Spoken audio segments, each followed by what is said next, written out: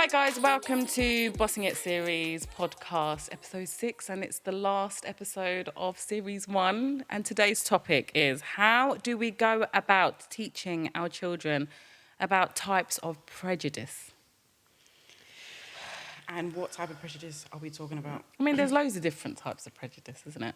So I feel an obvious one would be racism. But how do we teach children, and when do we start teaching children? So my experience with my little one, Lejla, she has had a lot, she's actually tackling through it now, is racism and bullying and things like that. So what we did with her when we caught it early, I mean, she was probably about, 6? And I realised for her there was no products available for her. There was no support system in place in that area because we're from a very predominantly white area. And there was no go-to to kind of understand what was happening with her. So I thought the best thing I needed to do was educate her, which I felt like really naively that I didn't do before because I thought she was the most beautiful child. No one's going to touch her. No one's going to say anything about her. You know, the colour of her skin is completely beautiful. But I was just thought, I'm going to send her out there into this wide world and not think that anyone's going to say anything. And naively, they did. And the way we tackled it, I mean, it's not how everyone should go about it, but just from my experience of how we done it, was through showing her through visuals and getting her to understand her roots and where she came from, why she's like this, what her culture is, who her background is, making her kind of identify herself through her culture and her past and things like that. So she understood her heritage and it helped her love herself a lot more because she thought, I look like this because, you know, my background, this is how they were, this is the struggle, fair, I know, but it's just that kind of understanding of her roots and seeing people, how they've kind of overcome certain issues. It helped her grow and it helped her gain confidence and it helped her realise my hair is beautiful. Like, I don't need someone to tell me, oh, my hair's like this, when I hate it, etc. I mean, some kid called her hair, saying her hair was picky and things like that in primary school. And I'm thinking, do you even know what that means? Where are you getting this from? This is coming from your parents. Yeah. Why are you even saying this? And it infuriated me. I probably targeted the kid more than I did the parent, but shouldn't really say that. But the thing is, it was just, we helped her. It took a long time, but my personal experience with her, I had to educate her, I had to show her her roots, I had to make her understand her heritage, and I had to make her see products that were telling her you're beautiful. And she needed to see them visuals hanging on her wall, which we created together. She was able to read them, affirmations every single day. It's just, I think she just needed to visually see it and hear it, but not coming from me. There's not enough products like that. There's not enough products, and that's why we had to go to that extent. I mean, there was nothing for us. I mean, I was never racially abused in school, but I was struggled to find my identity because I'm from a Seychelles background, and I say we're like rare species because you probably know 1 or 2 people from Seychelles in your whole entire life. And hey guys. But the thing is, it was difficult for me to identify myself with anyone because no one in my school was from Seychelles. And I thought immediately, and I think, you know, my friends around me as well just saw me as mixed. And I kind of undertook that, and I just thought, oh, it's fine for me to slick my hair this way and to wear, you know, etc., etc. But that wasn't me. That was who I saw myself I looked like. Yeah. Do you know what I mean? And I thought, okay, that's me. I'm not really from Seychelles, I'm mixed. You know what I mean? So, but it's that point where there's not enough representation for children. And the fact that we had to go to the extent of making products for black and brown children, it's and that day and age, I mean, we started this, 3 years ago? And the thing is, like, I'm actually getting so emotional listening to you say this because we've obviously grown up together, we've gone to the same school, and we all struggled with our identity at school. All of us did, because we all look different, right? And we all came from different backgrounds. And just the fact that because there wasn't enough support and help for Lejla to understand her roots, and you've made something so amazing, it's so inspirational. It's like, if you can't see the change, be the change. And that's what you've done for your child. So actually, you've not just educated her about her roots and her identity, you've shown her that it's okay to lead the way for everyone else, that you are different, and that's absolutely fine. And you're going to teach everyone else who looks different that they are beautiful, they're as well. fine, and no one else should tell them otherwise. No one, and it doesn't matter. I mean, as well, it's difficult because in her situation as well, it wasn't a white and black situation. The other person was Asian, and he was probably the same color as her. So that confused her even more because it was like, how do you tackle that? Do you know what I mean? It's like he's from a different you're both from different backgrounds, but then he's saying. So, I don't know. To me, it was really difficult for me to try to explain that to her. Racism comes not just from. It doesn't have to be from a white person. It can be from your own. Do you know what I mean? There's like shadism and things like that. Exactly. You know, even like people from the same country, but they're prejudiced from different tribes. It's gone down that deep. You know, like in the same country. How do you deal with that? How? It's so hard because my own personal experience with racism within my own community has been difficult. I was outcasted from my community after having my daughter who's mixed race, and it was purely down to the fact that she was half black. And that was really hard for me because it was like, how do I explain that to my child? Right. I know. How do I tell my child that because from her own community, she's half of me, right? And the people from her own community have outcasted her. Thankfully, through social media, I've been as loud as I possibly can be. And I can see the changes happening in my own community because I'm calling it out. That's exactly what you've done with Pigment Perfect. You've called out the racism, but you've educated people along with it. You didn't just call it out and you called it a day. You're like, no, I'm going to teach you all. Now. A lesson. A big one. And I think that's why like representation matters. And like diversity. And doing this podcast where we're all different and we can share our experiences because you're here to tell the story. And I feel like sometimes, so giving the children the tools to be empowered and having representation, I think it's so important. My son had a similar experience at school where a white child said to him, don't say anything to me, I own you. And I was, when they called me, I can't imagine. And I was homeschooling before that. So he's gone into school, he's not been there for like even a month. And then having to hear that, but they said my child handled it well, and I think because I empower him. So for me, I don't just teach the story about like slavery and him being. I'm making sure that he's empowered. You know, hear about King Mansa Musa, the Mali Empire. Do you know what I mean? I make sure he's empowered. So it actually, for him, it didn't bother him. It didn't bother him, but I think because from early, like. That's why I made it a conscious decision to homeschool him. Yeah, I did. Because I thought it was important for him, especially as a young black boy, to know who he is and where he's coming from. And I think that's why he was able to kind of deal with that. It didn't faze him. I was vexed, but I handled it because I know that he was okay. But when I told my sisters and that, they was like, you didn't say anything. You didn't, why didn't you say this? Why didn't you say that? You know what? The schools themselves, they don't really know how to tackle. I don't know if it's just because it's certain areas again, but even in the sense of what they teach, how they teach Black history, they don't teach it properly. They teach it starting from, yes, slavery is a big part of Black history, but that's not just it. No, teach them about the kings and the queens, and you know the money, the gold, everything behind the great empires. But they don't, I think that's where it fails. When you're sitting there as a Black child and you're listening to a white woman talk about Black history, you can't connect. They're telling you, you know, about certain things that happened. My child's going to go home and say, oh, today we learnt that this person was sold in the market. That's not it. You're not helping them. It's not someone from their own community controlling the narrative. Yes. It's someone who doesn't understand. And I think it's actually this inferiority kind of complex. I think just teaching that all the time can make you feel inferior. And I think subconsciously it can make them feel superior. So that's why that child felt like, I'm a conqueror. Do you know what I mean? I conquered you. I own, that he had that mindset from young. I'm not saying all children do.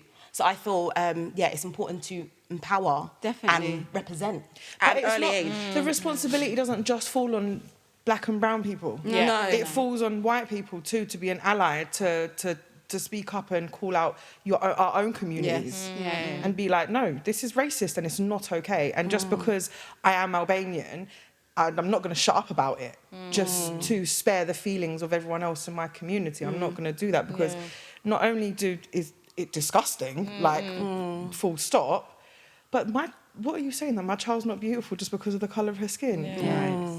I think how can I not be an ally? How can I really not use my voice? In your family, it's particular because it's from people that you love, and it hurts more. It hurts more. Like, for example, when I gave birth to Lejla, it's weird.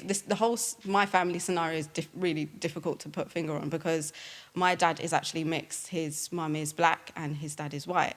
But he grew up in a very older generation in Seychelles where slavery was still kind of existing.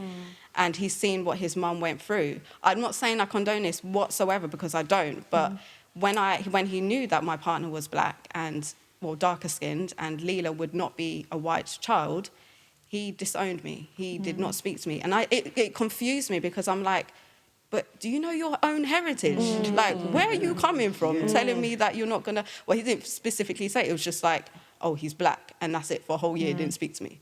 So it's just... It still to this day, I'm still confused about that whole aspect of, you know, family accepting the fact that you're now taking this lead. On my side, I'm the only one between me and my brothers and sisters with a black child. And then it's like one in every kind of family. Does that make sense? Yeah. But that's because the elders are seeing it as your child's going to go through struggle. I get that, but I'm here. I'm prepared to go through war for this child. Do you know what I mean? Absolutely. I don't know how you were back in the day, but do you know what I mean? I got fire in me. I will go. We don't shut up. Yes. We don't shout. We don't keep quiet about these things. I mean, I went through a similar thing. Obviously, my husband's Irish, so my kids, you know, technically are mixed, so Arabic and Irish. Yeah. And obviously, it was hard for me it's more cultural, I guess you can say, that we just, you know, our culture is you can marry cousins and all types of stuff, and we wanted to keep the, you know, blood family going. But obviously, you know, my mum and dad had to accept it, that, you know, we live here and this is who I chose to marry and my kids are going to be mixed race. Yeah. And, you know, at the end of the day, they sometimes get, obviously, comments at school. It's never been as obviously what, you know, your little ones experienced. But, yeah, it comes in all forms, not just black and white. I think, you know. I don't feel like it gets touched on a lot more about... It's mainly, when you hear racism, it's mainly about the black and brown community. It's not really the other way, but I don't know. I mean, my mum's experienced, I guess you could say it's racism. She one time got abused on the street for wearing a headscarf. Now, that is just completely out of order. Now, if I was there, I think something could have went down. And it was so hurtful. Like you said, it's so hurtful. Like, obviously, my kids haven't experienced it, but my mum has. And me, as her child... I was so hurt, and I wasn't there to protect you as well, you know? It's really upsetting, and I think, you know, with racism and everything else, children should be taught, and it's just sad sometimes to know that people out there are, you know, have those views. I think also the way that I do it personally with me and Bella is, it's the words of affirmations that I choose to use. Right. About the colour of her skin, her hair type, because she's... So many times what I noticed was she started coming home and saying, Mum, I want blonde hair. But what she meant is she wanted straight hair. She was one of the only mixed and black kids in her school, the school that she was at. And all her other friends had straight, long, blonde hair, because I also live in a predominantly white area. And in this area, when I was out and about with her, people would stop and they'd be like, oh my God, her hair's so beautiful. That must be a nightmare to maintain. Yeah, I hate that. And that used to hurt me to my core. Because it's like, and at first it was so shocking. I didn't really know how to respond. And then I had to take a look at myself like, no, because these comments are not okay. Right. They're not, how am I going to tackle these comments? Because they're really ignorant. And they're borderline racist. And maybe you guys can give me your opinion. Would you say that's racist? I think it's covert racism. It's passive-aggressive, right? Exactly. It's passive-aggressive, And it comes from ignorance and uneducated people. Like, you know how, like... People, like Zay's got very curly hair and it's like, and he goes to like an all predominantly white nursery Oh, he's got lovely hair. And, he's got and like, just shove your hands in. Like, just shove the hands in my daughter's hair. Like, why are you touching her hair? Just like scrunch it up and stuff like that. And it's just like, I've never gone up to a wife. You've got lovely blonde hair. You wouldn't. Why is it so foreign? Right. You know, but then I suppose because that's the standard. Like the white standard is the standard of, do you know what I mean? Yeah. Of beauty and everything else. Yeah. So I think anything else that's other, you know, is. Do you know what? I want to seen try as that other. one day. I actually want to try that. Yeah, I Just actually touch a want to kid's say, hair. you Your had hair's so social nice and straight. experiment. Yeah. So how do you manage this? What conditioner do you use? You know, on your little one. You know, social experiment. We should actually try it. Yeah. All right, well, I'll let you guys know how it goes. Yeah. So how We'd about probably like get arrested. Hollywood, touching a child's hair, you know. So how It's about alright, stuff but- like sexism and classism and other isms? Well, classism. We should actually talk about classism because it's not actually talked about. It's not. A lot. It's not as much. Yeah, Yeah, you're it's right. not. Is there class anymore? Working What class, class are middle we? class. We're Well, I working definitely class. think there is. I think it's more. I feel like there's a certain standard again, and I was learning. Oh, what's it called? Is it ebonics? I think it's in America. Do they call it? Oh, if my son was here, he'd remember. He's got better memory than I do. But I think it's called like ebonics, and in America, it's where it's like the language that a lot of people that grow up in certain areas use. Okay. And they say that there's a certain... So in the education system, there's a certain standard, and they would say, speak in another way, and they would see it as improper. Okay, Where- it's like slang. Kind of... But it's kind of like slang, but that's just the way in their... That's how they talk. Right, Do you know what I mean? right, A lot of times their grandparents spoke that way. Okay. Parents speak that way. So Right. They said that they would see it as improper, where it's not really improper. You need to see it as just another way of speaking. What, like Cockney? We A would bit like say that. that's like, Yeah, a bit like that. I okay. remember actually, I was working somewhere, and I said to the lady, water. And she was like, she was Asian. She was like, water? Water? Why'd you say it like that? It's water. Yeah, and then there was another white guy that was with me, and I think he felt like, you know, he had to kind of like step in. He was like, "Oh, where are you? Oh, is it East London? Because I know some people in East London talk like that." Is and I'm it like, East London? "No, I'm from West London." And she was like, "Yeah, I hate when people speak like that." And it's like, No one asked your opinion. and I mean, she was barely, you know, not to be, but yeah, I'll stop it there. But yeah, you know, so she was in no place to kind of judge. Right. Yeah. But I think there is this kind of standard, and it is based on middle, upper class, white, male. That's why with the sexism, But I when feel that like bit comes most of the country really is working class. Yeah, I think. most majority. But I think. feel like there is different class within working class. Does that make sense? Yeah. We're all working class, but there's different levels of working class. And there's that stigma of, like, for example, if you're a single mum, you're just bottom of the barrel. Right. Okay, I see Working what you mean, class. yeah. Right. But if you have a two-parent household, both working, Middle class. and you're still working class, but you're better. Yeah. Revered differently. Yeah, Right. we still, but it's like different see, levels. yeah, Do you yeah, So know what what is I the mean? actual definition, like, what's the difference between working class and middle class? How would you kind of actually describe that? Money. Money. No, technically, Money, I middle think. class is anyone who has a university education. Oh, okay, see. I see. this I mean, is it. I've got a university I've got education. it, yeah, I've We got all a do. university Definitely, education. yeah. I do. definitely don't. No, I But I don't would tell. definitely say I mean, is that That's what I'm saying, but I don't class myself as middle class at Yeah, all. neither No do way. I. No neither way. do I. Mate, I'm Jane class. But to be honest, I feel like the line has blurred a little bit because taking it back to digital and social media, there's a lot of influencers now that have gained a lot of money very quickly and they are showcasing this luxury life. And what would we class that as? Yeah. Because ultimately they Exactly. have a job, Yeah. but they're in these top tier apartments. Yeah. They've What got is all of that? these designer items, Yeah. whether it's being gifted or they're paying for it. They have it. What is their class?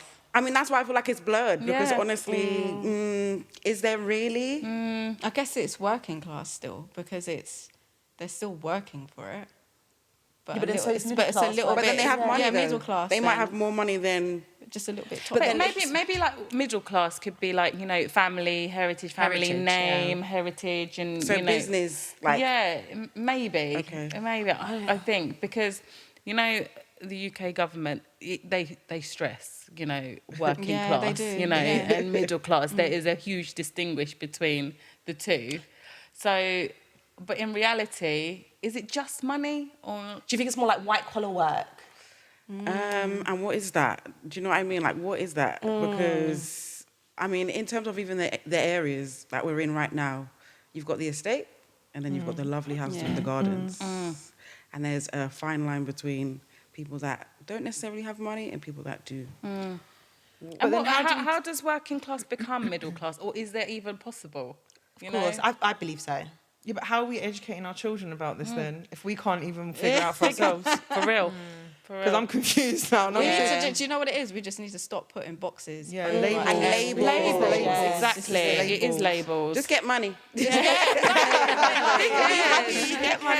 And it's true because I went to university and studied journalism. Biggest waste of time of my life, studying journalism. You know what I mean? And I only went because, you know, my family pushed me to go to university. You need to get an education. And it's that, you know, so you're not uneducated.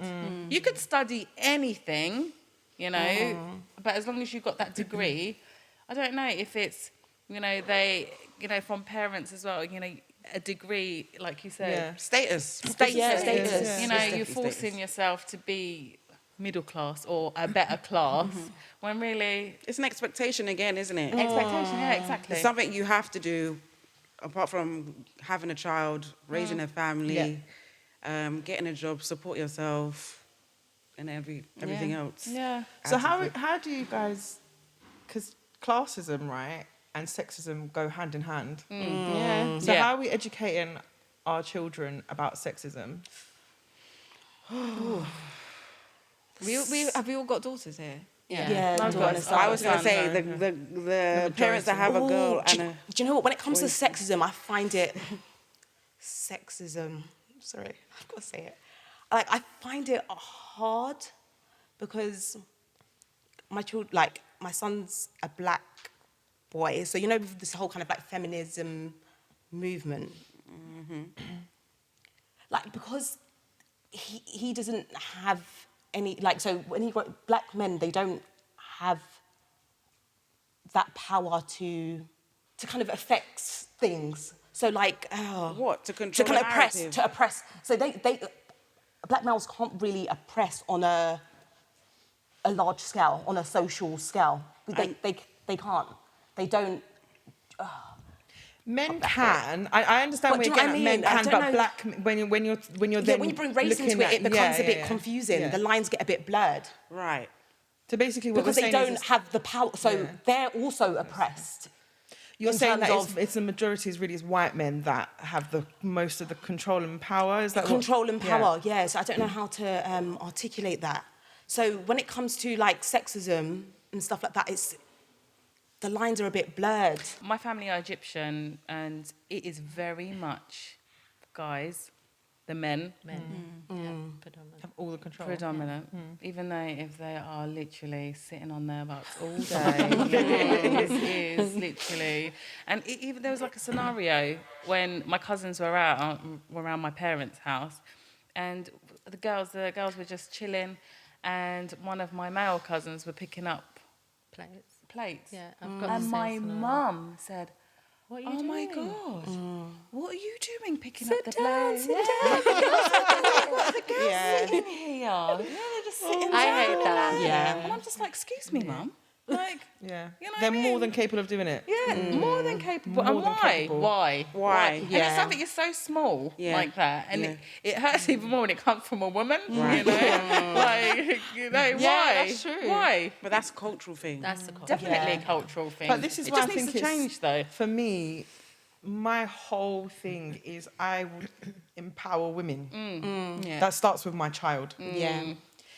We repeat daily affirmations. I am a girl, I am smart, I am strong, and I can do anything.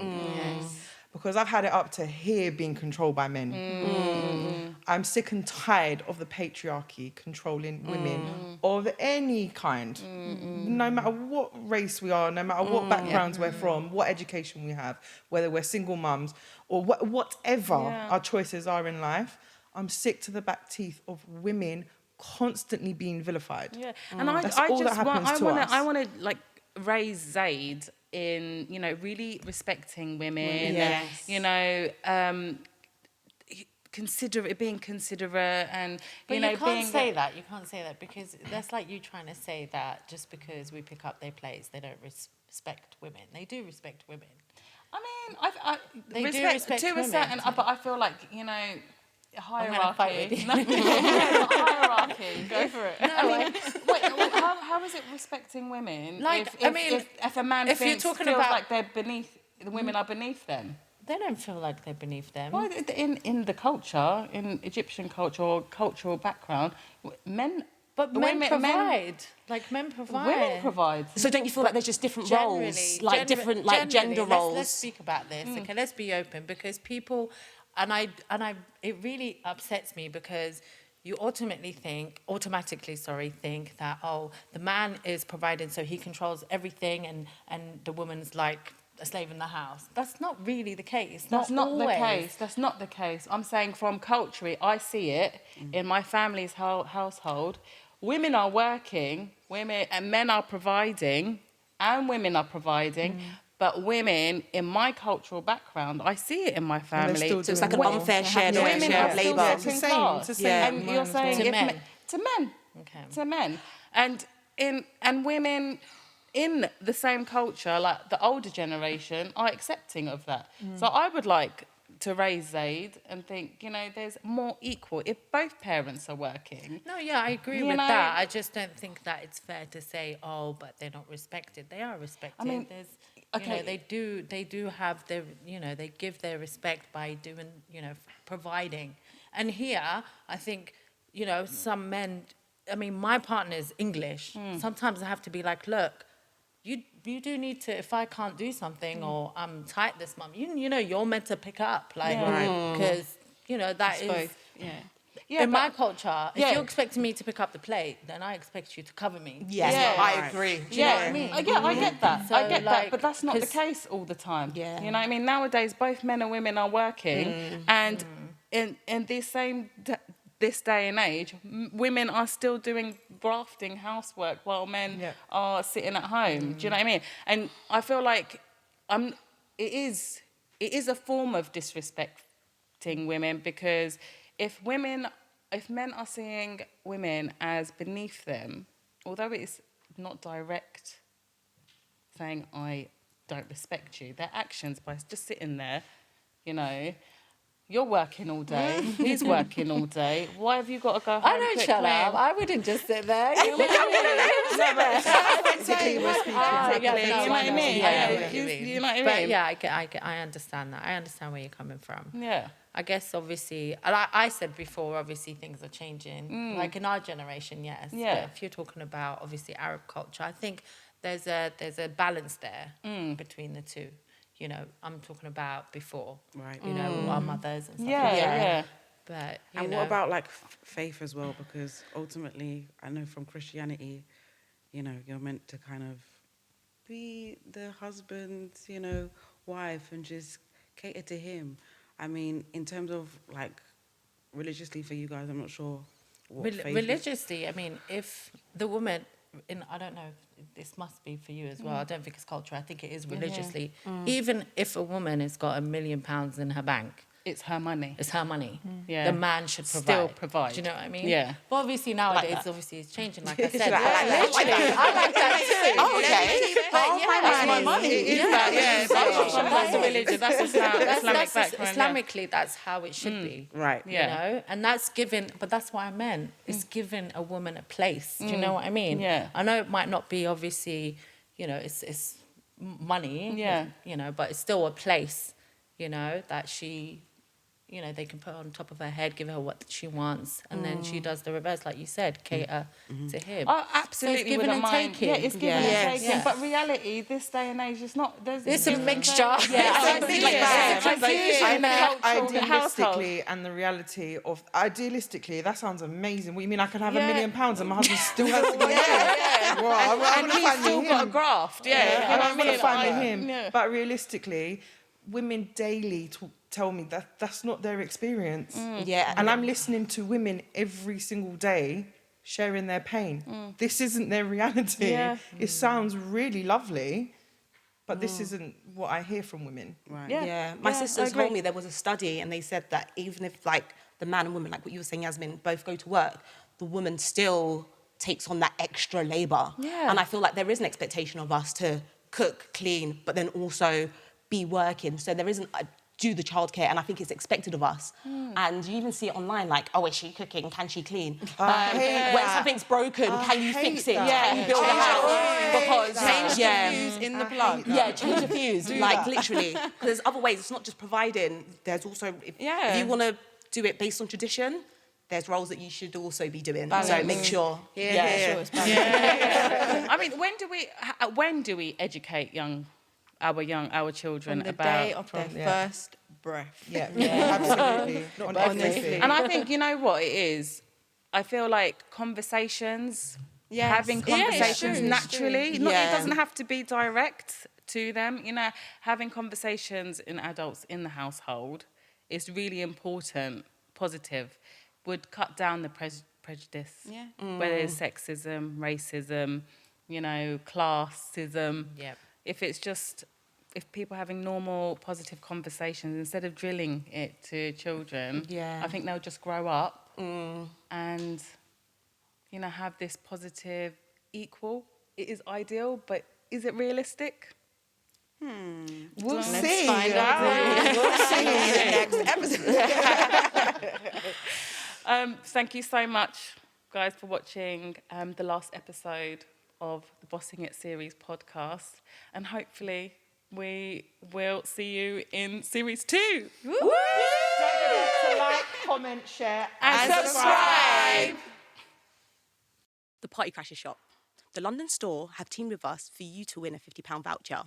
They have it all, from personalised balloons to event decor hire. To enter, please follow the instructions below.